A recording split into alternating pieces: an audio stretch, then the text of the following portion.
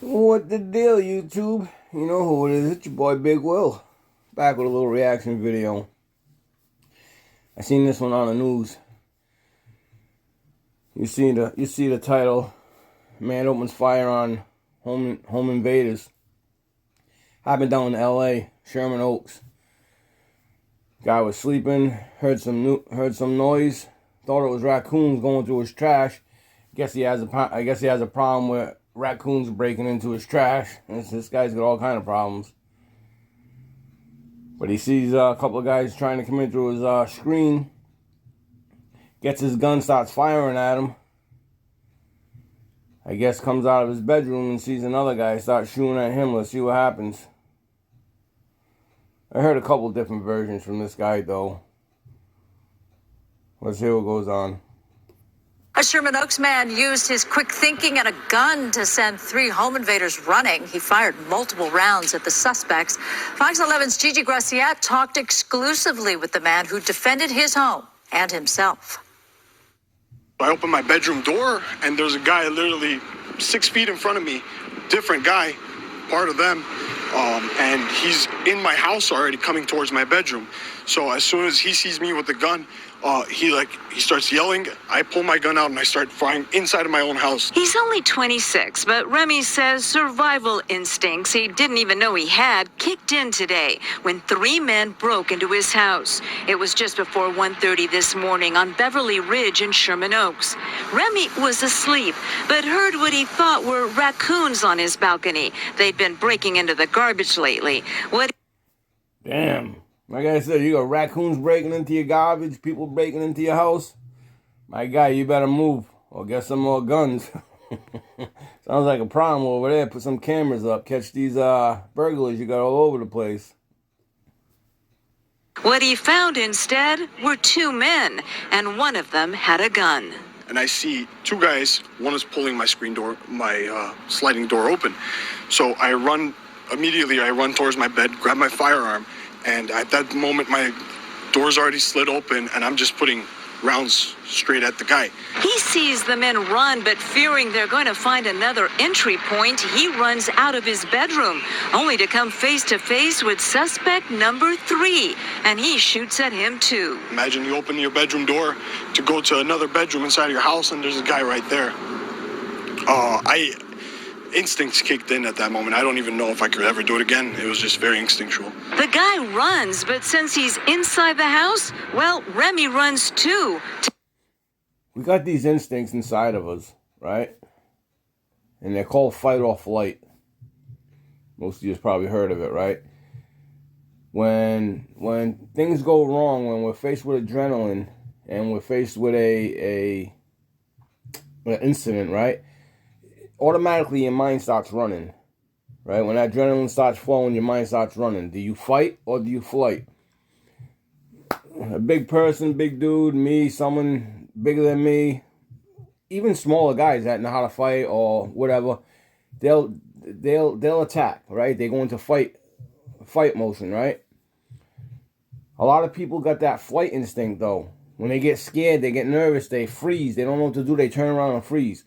The best thing you can have is the fight or flight. When you get the freeze and you're stuck there, things usually happen to you. You know what I mean? But this guy didn't fly. At first he did. His flight instincts kicked in, but he ran towards and get his gun.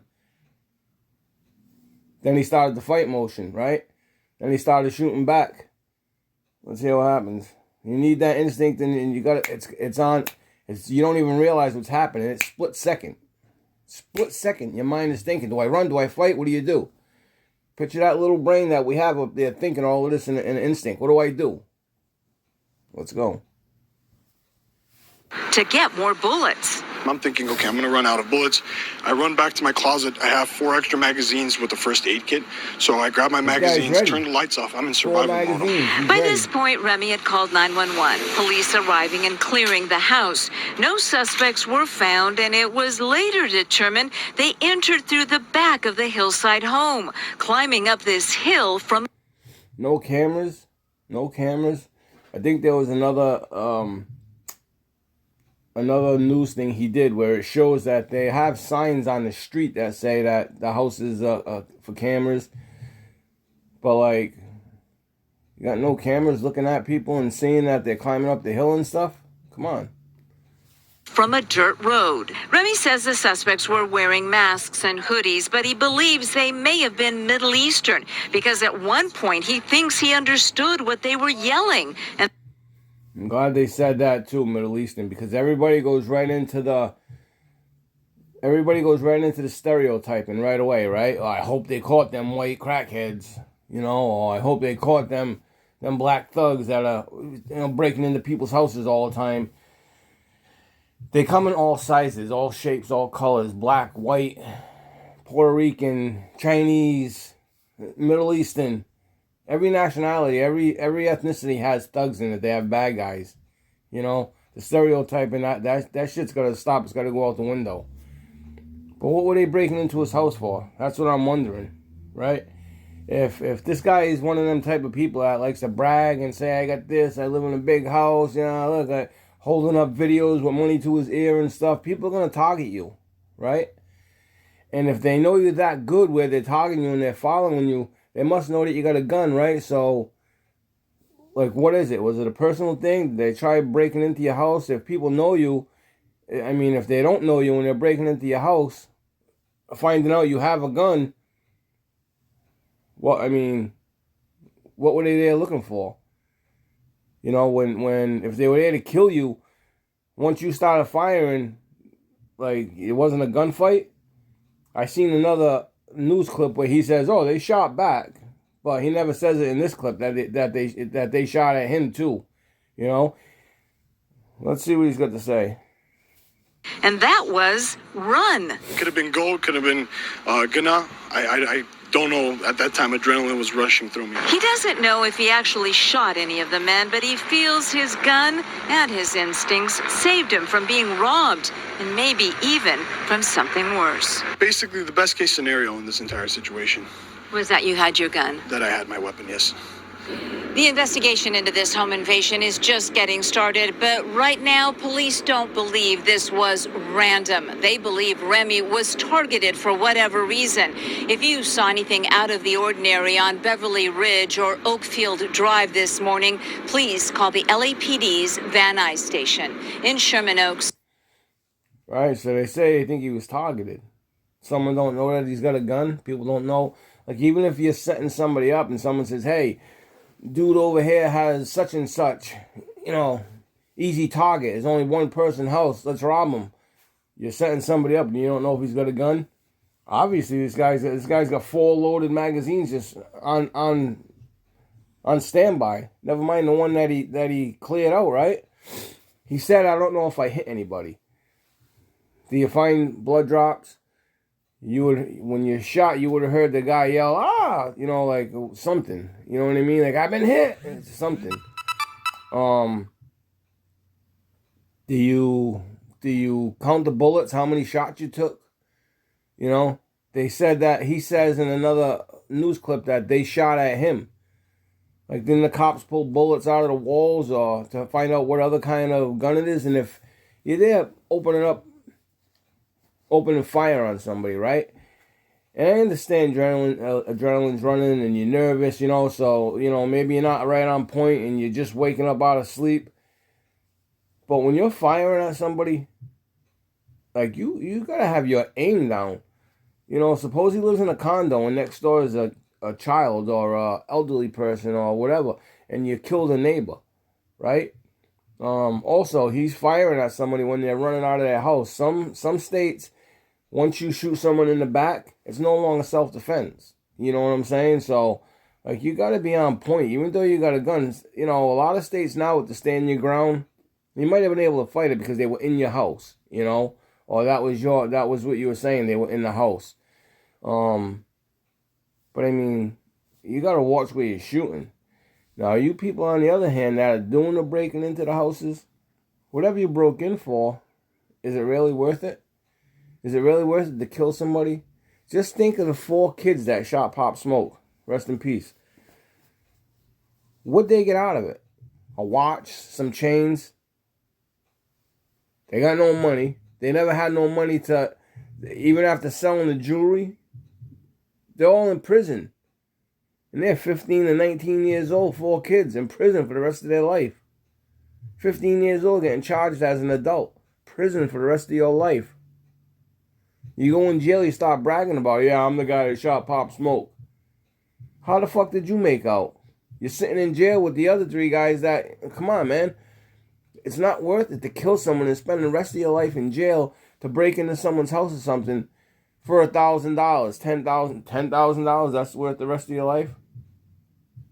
My guy, you can work one job, one legal job you can work, and in 1 year make that $10,000. Yeah, I understand people want it right now, today.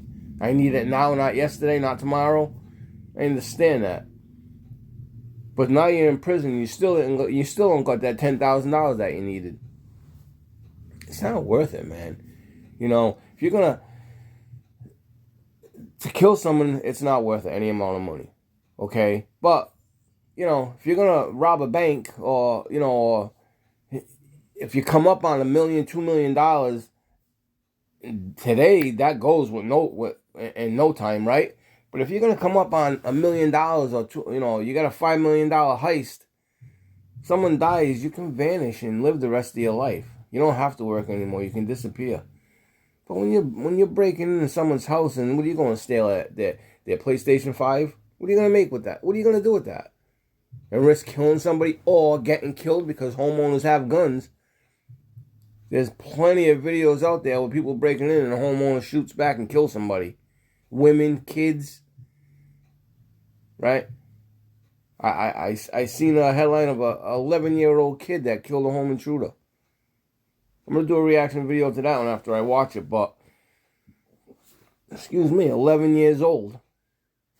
They come in all shapes and sizes that will kill, that will shoot. And what'd you break in for? A gold chain? Come on, man. Some people, Pop Smoke gave his jewelry. Right? Yeah, he fought back, he shouldn't have. But, you know, at that point, he's probably thinking there's one kid in there, and here, you're going to take here's my chain and distract him and try fighting. You got 3 other guys, you know, that help kill you, whatever. You know, I understand one guy was probably in the room with his buddy Mike, his best friend. Yeah, this is what we're gonna. But that's speculation. That's just me talking, right? Because they think it was either a chick or his boy that set him up. But it's not worth it, man. Get a job. I keep telling you, all crime doesn't pay. To get out there in the streets and run in these streets, crime does not pay. The only thing that pays is your lawyer. The only thing that pays is the toll on your life that it's taken from being away from your family and your kids and being locked down. And you got to fight off Big Bubba that wants to, you know, take your ass. It's not worth it. You got to fight with, you know, Chico over there because he wants to do a cell thief and steal your soup. It's not worth it. It's not worth it. Trust me, someone who's been on both sides of the line, it's not worth it. Okay? I've never robbed anybody personally. I don't believe in robbing someone who's working for something. If you're going to do something and you're going to, you know, steal from a store, they got insurance. Understand the act of thief is wrong, but stores got insurance. It's, you know, on the mock-up that they put on prices, they're not losing anything, you know, if you go steal from a store. But when you break into someone that goes to work every single day and you steal their flat screen TV, or or they come home and their house is emptied out, computer's gone, the kids' games are gone, the TV's gone, you know, that kills people. That's their whole life that they're honestly being a citizen and working for, you know. But, you know, to steal from someone, personally, I don't see it. I don't like it. It's no good. Okay? And don't get me wrong, there's a difference between stealing and strong-arming.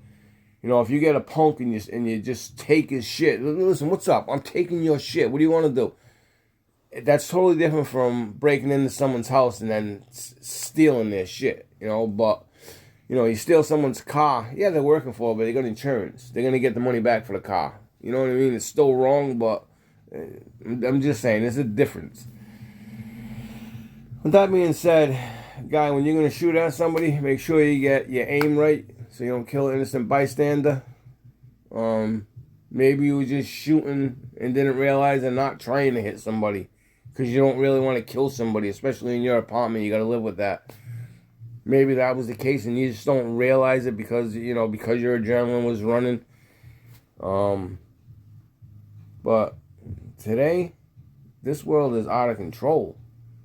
And you people run around with guns thinking that they're the solve all problems. Nah, they're not. They create more problems for you.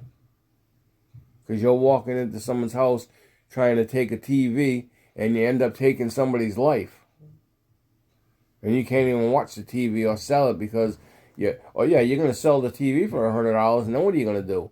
That's not even going to go towards your bail because there'll be no bail. Come on, man. Get your heads right, man. This is Big Will. Life after prison. Life after prison. That's legal life. Life after prison. Listen to what I say, people. Use your mind. Use your mind. With that said, like and subscribe if you like the channel. Leave me a comment. Leave me a thumbs down if you don't like it. Leave me some feedback. And we'll catch y'all on the next one. To all you loyal, they call you subscribers. I call you my friends, my community. I respect every single one of you. I really do. I appreciate every single one of you. That being said, see you on the next one. Thanks. Peace.